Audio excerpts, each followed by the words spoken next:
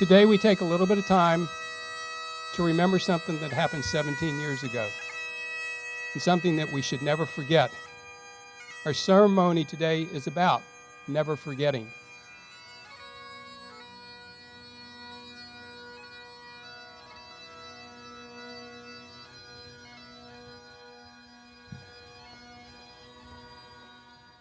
I pledge allegiance to the flag of the United States of America and to the republic for which it stands, one nation, under God, indivisible, with liberty and justice for all. And the home of the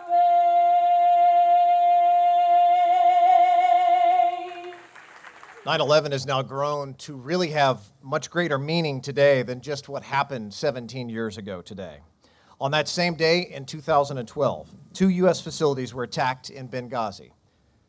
4 Americans were killed, and many others may have died had it not been for the heroism of one of the men who was there and is here today with us, who led that courageous hours-long battle to push the terrorists back and keep them away. U.S. Marine John Teagan, known as TIG. He's here to unveil a memorial now, here at the Gardens, that honors those who died. Ambassador Chris Stevens, Information Officer Sean Smith, and CIA operatives Glenn Doherty and Tyrone Woods.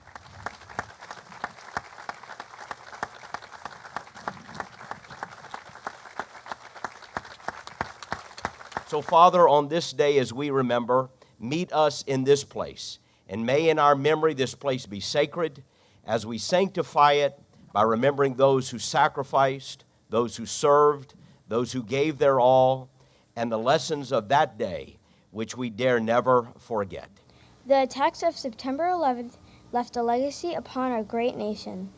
The simple phrase, never forget, will always impact my parents' generation, but it will continue to be remembered now and for future generations because my classmates and I will keep its legacy alive. On a day that was intended to harm and hurt the United States, people joined together. Firefighters and police officers ran to help save lives, and even strangers helped each other. It brought our nation together in a way that's never happened before.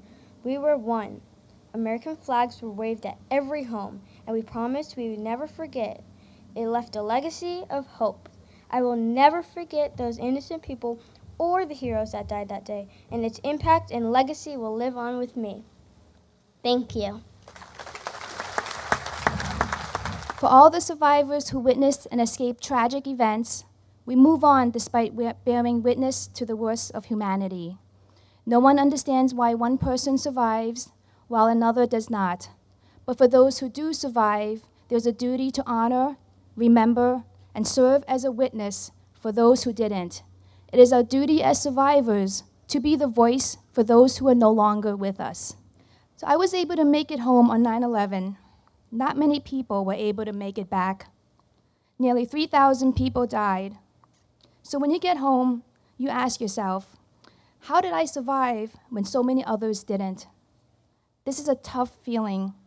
It's a sense of guilt that will always stay with you. It's survivor's guilt. For me, one of the saddest things was seeing the faces of all the people lost that day, because I could have been one of them.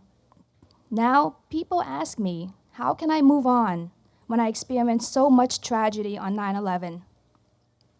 I tell them, you can only have peace when you forgive and move on. Forgiveness gives you another chance to make a new beginning. I think time does heal, but it doesn't make you forget. 9/11 was a beautiful day. There was not a cloud in the sky.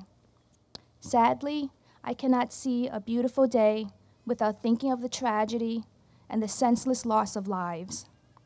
Being a survivor of this attack and witnessing so much death and destruction is something you cannot forget easily. So I will never forget, and I hope people never forget.